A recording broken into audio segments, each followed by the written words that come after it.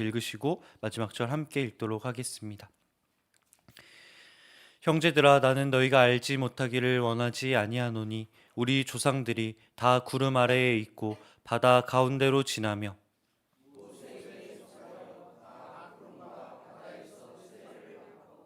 다 같은 신령한 음식을 먹으며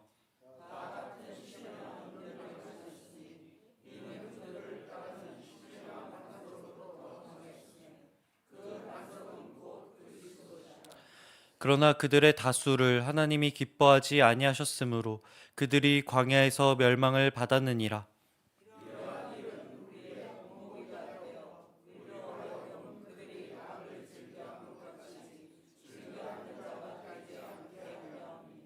그들 가운데 어떤 사람들과 같이 너희는 우상 숭배하는 자가 되지 말라. 기록된 바 백성이 앉아서 먹고 마시며 일어나서 뛰논다 함과 같으니라.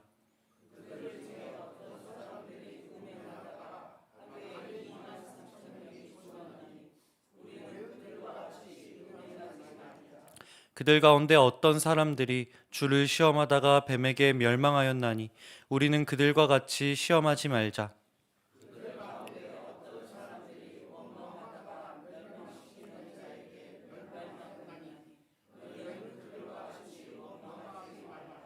그들에게 일어난 이런 일은 본보기가 되고 또한 말세를 만난 우리를 깨우치기 위하여 기록되었느니라.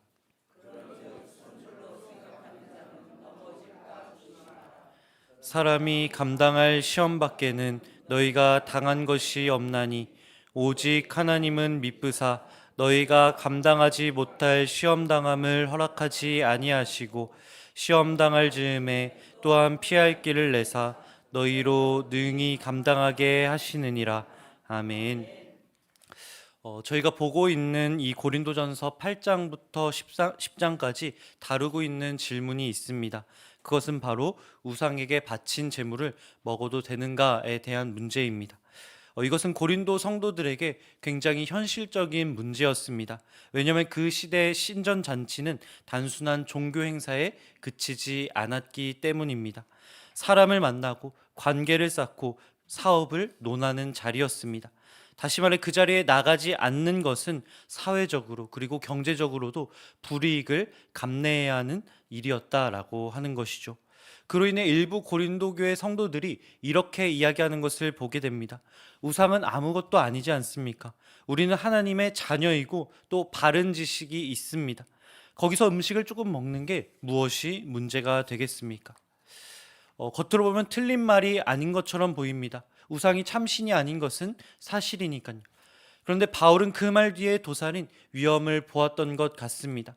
그러게 8장에서는 지식보다 사랑을 앞세우라고 이야기합니다.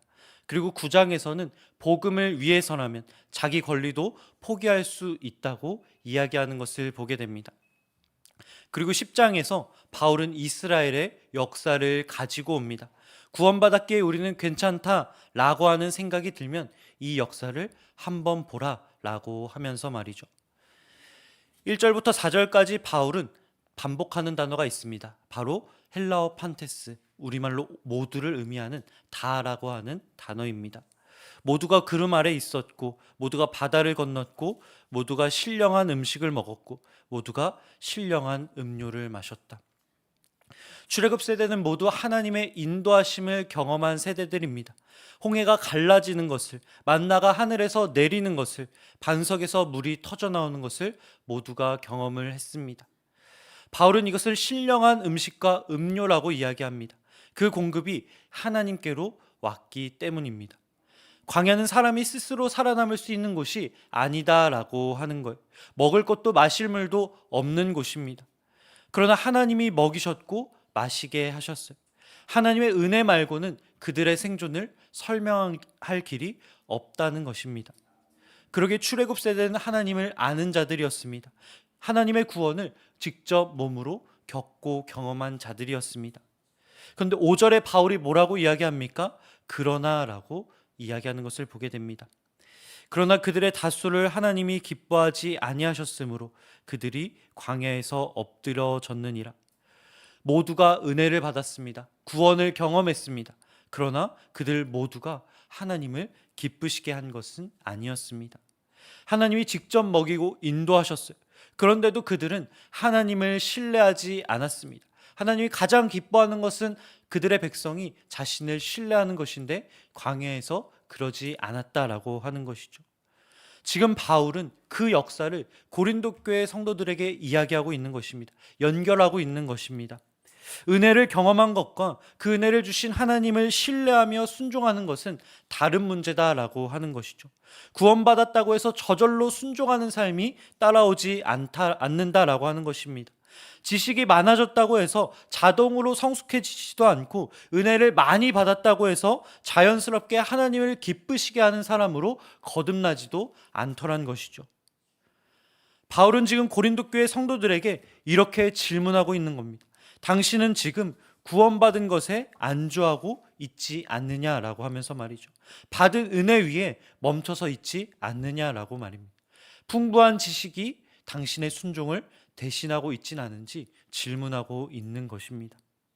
우리도 예배의 자리에 나와 은혜를 받을 때가 있습니다. 삶의 어려움 가운데 하나님의 구원하심을 경험할 때가 있습니다. 성경을 읽으며 그분에 대한 지식으로 인해 기쁨이 넘칠 때도 있습니다. 그러나 거기서 멈춰서는 안 된다라고 하는 거예요. 그 지식이 순종으로 이어져야 한다라고 하는 것입니다. 그 예배가 삶 가운데 하나님에 대한 신뢰로 이어져야 한다라고 하는 거예요. 그것이 자동으로 이루어지진 않습니다. 우리의 신앙의 증명은 이곳에서가 아닌 저 삶에서 이루어지는 것이기 때문에 그렇습니다. 7절부터 바울은 출애굽 세대가 어떻게 실패했는지 이제 구체적으로 이야기합니다. 먼저 7절 우상 숭배입니다. 백성이 앉아서 먹고 마시며 일어나서 뛰논다.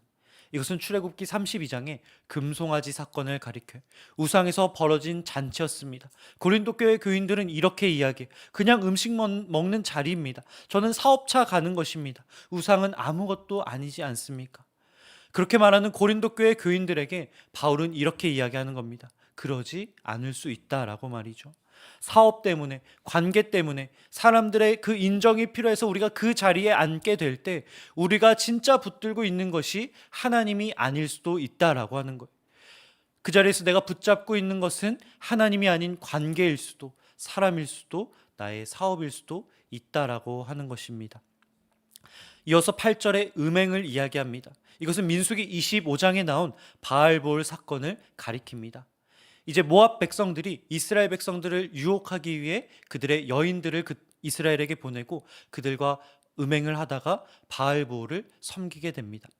순서를 한번 볼까요? 음행을 하자 우상을 섬기게 됩니다. 나의 몸의 타락이 영적인 타락으로 이어지더라는 것이죠. 바울은 고린도전서 6장에서 이미 이 이야기를 한 적이 있습니다. 모든 것이 내게 가하다라고 이야기하며 몸을 가볍게 여기는 자들, 그들을 향해 바울은 이렇게 이야기합니다. 너희 몸은 그리스도의 지체요 성령의 전이다라고 말이죠. 우리가 사소하게 넘어가는 작은 습관들, 내가 가벼이 여기는 그 하루의 일과가 영적인 삶의 타락으로 이어질 수 있다라고 바울은 이야기하고 있는 것입니다. 9절 주를 시험하는 것입니다.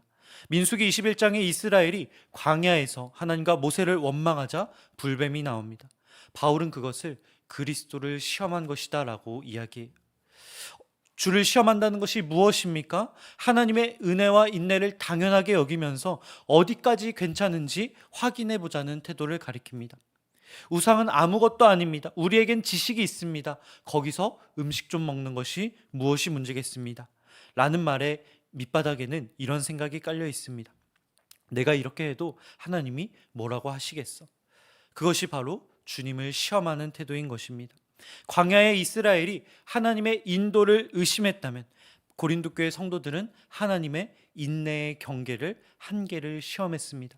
하나님을 두려워하지 않는 것, 그분의 은혜가 영원할 거라고 착각하는 것, 그분의 말씀을 자신의 자유보다 더 가볍게 여기는 것, 바로 그것이 주를 시험하는 태도인 것입니다. 마지막 10절의 원망입니다. 이것은 민수기 16장의 고라의 반역 사건을 가리킵니다. 하나님이 세우신 모세와 아론을 향해 백성들이 원망을 쏟아놓기 시작하는 거예요. 왜 우리를 여기로 데려왔냐라고 원망을 쏟아놓기 시작합니다. 우리도 지도자의 자리에 오를 수 있다라고 하면서 말이죠. 그러자 전염병이 퍼지기 시작합니다. 수많은 백성들이 거기서 쓰러지게 돼요. 죽게 됩니다. 바울은 그 원망을 우상 숭배와 음행과 같은 자리에 놓는 것을 보게 됩니다. 왜냐하면 원망의 본질은 불신이기 때문에 그렇습니다. 그 사람을 세우신 하나님의 섭리를 거부하는 것. 고린도 교회 안에도 그런 원망이 있었던 것을 우린 잘 알고 있습니다. 서로를 판단하고 지도자를 의심하고 공동체 안에 불평이 쌓여갔습니다. 바울은 이야기합니다. 광야에서 멸망시키는 자가 불평하는 자들에게 임했던 것처럼 원망하는 공동체에는 반드시 균열이 찾아온다라고 말이죠. 바울은 이 단락을 하나의 날카로운 선언으로 마무리하는 것을 보게 됩니다. 그런즉 선줄로 생각하는 자는 넘어질까 조심하라. 원문을 보면 더 날카롭습니다. 서 있는 자가 아니라 서 있다고 여기는 자는 조심하라고 이야기합니다. 실제로 서 있는지 아닌지가 문제가 아니라는 것이죠. 자신이 서 있다고 확신하는 그 마음이 문제의 시작이라고 이야기하는 것입니다. 바울이 지금 겨냥하고 있는 것은 무엇입니까? 고린도 교회에 있는 강한 자들입니다. 스스로 강하다고 여기는 자들입니다. 그들에겐 지식도 우상도 아무것도 아니라는 신학적 확신도 있었습니다. 그런데 그 지식이 어떻게 사용되나요? 그 자유가 어떻게 사용됩니까? 형제를 세우는데 사용되지 않았습니다. 형제를 무너뜨리는데 사용돼요. 스스로를 오만하게 만드는데 사용됩니다. 넘어지는 사람은 대개 자신이 넘어질 거라고 생각하지 않아요. 고린도 교회 성도들이 그랬던 것처럼, 출애굽 세대가 그랬던 것처럼 말이죠. 모두가 은혜를 받았고 모두가 경험했고 그래서 어쩌면 모두가 나는 괜찮다라고 생각했을 것입니다. 그런데 그 생각으로 인해 그들이 광야에서 쓰러지는 것을 보게 됩니다. 바울이 13절을 통해 우리에게 이렇게 이야기해요. 하나님은 미쁘사 너희가 감당치 못할 시험 당함을 허락지 아니하시고 시험 당할 즈음에 또한 피할 길을 내사 너희로 능히 감당하게 하시느니라. 이 말씀은 우리가 너무나 잘 아는 말씀입니다. 그러나 이 말씀은 고난에 대한 위로의 의미만 갖고 있지는 않습니다. 어쩔 수 없잖아요. 안 가면 관계가 끊기게 됩니다. 이 시험은 우리 형편상 피할 수 없는 시험입니다. 라고 말하는 고린도 교회 성도들에게 바울에 대한 대답이 이 13절에 담겨 있는 것입니다. 하나님은 그 시험을 피할 길을 내주신다. 그러니 어쩔 수 없다라고 하는 말은 변명일 뿐이다 라고 하면서 말이죠. 너가 해야 할 일은 피할 길을 내주신 그 주님의 말씀을 따르는 순종이다 라고 하면서 말입니다. 이어지는 14절 말씀에서 바울은 바로 이렇게 이야기해요. 그런즉 내 사랑하는 자들아 우상 숭배하는 일을 피하라. 오늘 본문이 우리에게 던지고 있는 질문은 바로 이것입니다. 저와 여러분은 피하고 있느냐라고 하는 것 말입니다. 출애굽 세대는 하나님의 인도하심을 눈으로 보았습니다. 그 은혜를 몸으로 경험한 자들이. 그런데 그들은 광야에서 쓰러졌습니다. 유혹이 다가오자마자 그 유혹에 넘어가게 됩니다. 그 유혹을 피할 수 있는 길을 하나님께서 내어주셨음에도 불구하고 말이죠. 받은 은혜가 문제가 아니다라고 하는 것. 그 은혜를 주신 하나님을 따르지 않은 것이 문제였습니다. 고린도 교회 성도들도 마찬가지였어요. 지식도 있었고 자유도 있었고 신학적 확신도 있었습니다. 그곳을 가지 않더라도 능히 살 수 있게 하는 그 피할 길을 하나님께서 그들에게 내어주셨습니다. 문제는 무엇입니까? 그 길을 볼 생각을 하지 않았다라고 하는 거예요. 그 길을 선택할 생각을 하지 않았다라고 하는 것입니다. 오늘도 우리는 이렇게 이야기해요. 나는 오래 믿었습니다. 성경을 압니다. 은혜를 경험하고 있습니다. 그 길은 그런데 내가 피할 수 없는 길입니다. 여러분, 이 모든 것들은 중요한 것입니다. 그러나 그것이 우리의 그 순종을 보장해 주지는 않습니다. 어제의 은혜가 오늘의 타협을 덮어주지는 않는다라고 하는 것입니다.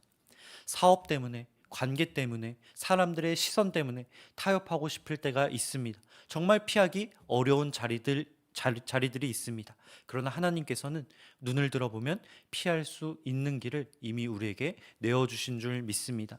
우리가 눈을 열어보면 그 길이 보일 거예요. 그 길을 택하는 것이 곧 믿음이라고 성경은 우리에게 이야기하고 있습니다.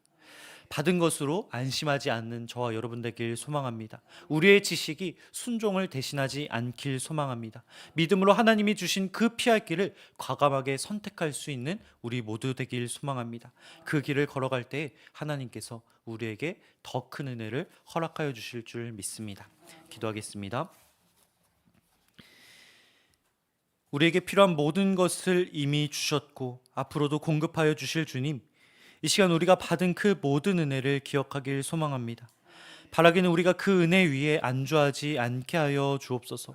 선줄로 생각할 때 넘어진다는 것을 잊지 않게 하여 주옵시고, 오늘도 주님 앞에 겸손히 설 수 있는 자들 될 수 있도록 주님 우리의 마음을 인도하여 주옵소서.